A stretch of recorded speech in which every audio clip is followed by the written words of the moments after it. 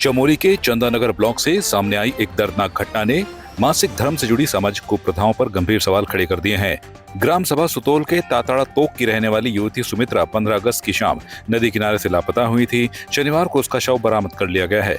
ग्रामीणों के मुताबिक ताताड़ा तोक में आज भी मासिक धर्म के दौरान महिलाओं को गांव की सीमा में स्नान करने की मनाही है। इसके चलते महिलाओं को करीब 5 किलोमीटर दूर सुतोल गांव के पास नदी के किनारे स्नान के लिए जाना पड़ता है। बताया गया है कि सुमित्रा भी 15 अगस्त को सांस्कृतिक कार्यक्रम देखने के बाद शाम के समय स्नान के लिए नदी किनारे गई थी।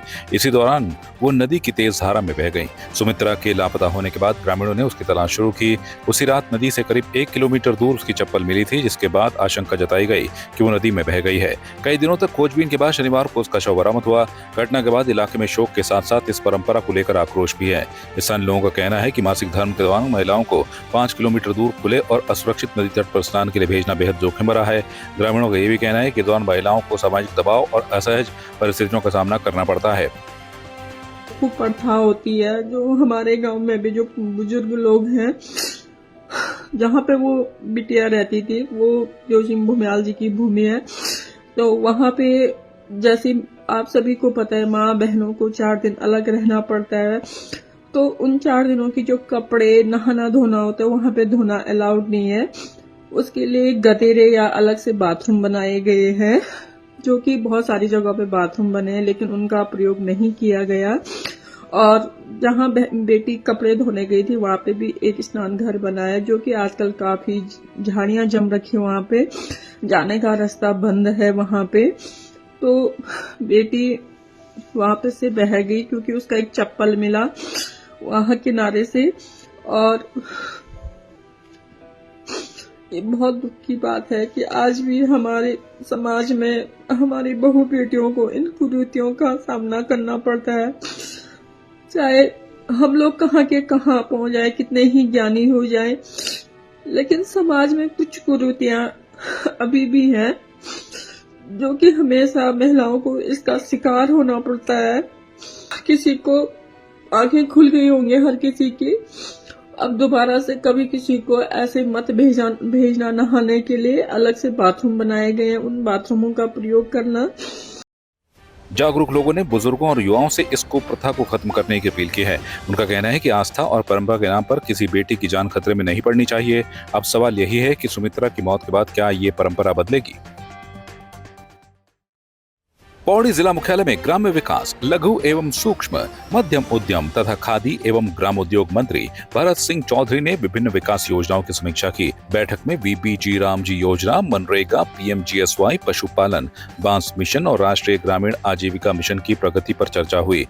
मंत्री ने अधिकारियों को योजनाओं का बेहतर कन्वर्जेंस करते हुए ग्रामीणों को रोजगार और स्वरोजगार से जोड़ने के निर्देश दिए। उन्होंने मनरेगा की लंबित देनदारियां जल्द निपटाने, अधिक मानव दिवस सृजित करने और नई योजनाओं को लेकर ग्रामीणों में जागरूकता बढ़ाने पर जोर दिया। बांस रिंगाल की व्यावसायिक खेती, पशुपालन, कीवी उत्पादन और महिला स्वयं सहायता समूह के उत्पादों को बाजार उपलब्ध कराने के निर्देश भी दिए गए। वहीं पीएमजीएसवाई चरण 4 के तहत दूरस्थ गांवों को सड़क सुविधा से जोड़ने के लिए अधिक सड़कों को चिन्हित करने को कहा। बैठक में विधायक राजकुमार पोरी सहित अधिकारी मौजूद रहे। पौड़ी आना हुआ और आज मैंने यहाँ पर विकास से संबंधित लगभग सभी अधिकारियों की बैठक यहाँ पर ली है। और जिस तरह से विभागों ने अपने अपने परफॉर्मेंस यहाँ पर बताए हैं, उनमें से अधिकतर काबिले तारीफ़ हैं। ख़ास तौर पे ग्राम्य विकास में अच्छा काम हो रहा है। पशुपालन में भी 20,000 लीटर का कलेक्शन मेरी उम्मीदों से काफ़ी अच्छा है, कहूँगा मैं उसको, लेकिन उसकी बहुत संभावना है, बहुत गुंजाइश है। तो सभी विभागों को निर्देशित किया गया है कि वो आपस में कन्वर्जेंस करके और जो योजनाएं पहाड़ के लोगों के लिए फ़ायदेमंद साबित हो सकती हैं, उन पे फोकस करें, उन पे कंसंट्रेट करें।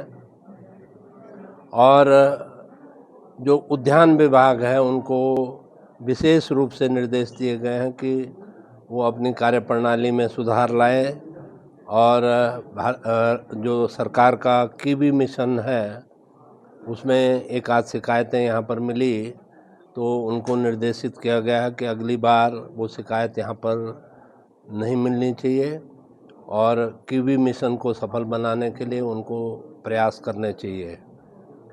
ग्राम्य विकास जो अभी हमारी बीबी जी राम जी योजना शुरू हुई है, उसके मुख्य विकास अधिकारी द्वारा जो आंकड़े यहाँ पर प्रदर्शित किए गए वो काफ़ी उत्साहवर्धक हैं।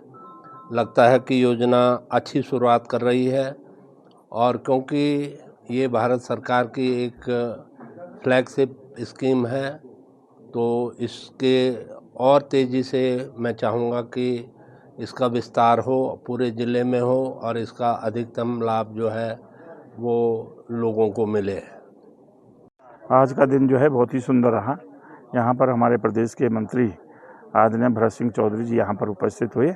उनकी मौजूदगी में जिलाधिकारी और सीडीओ की मौजूदगी में यहाँ पर जिले के सभी जो विभाग माननीय मंत्री जी के पास हैं, उनकी सभी की बैठक यहाँ पर रखी गई थी और सभी विभागों की जो कार्य योजनाएँ हैं उनकी विस्तार से जो है आपस में चर्चा हुई है।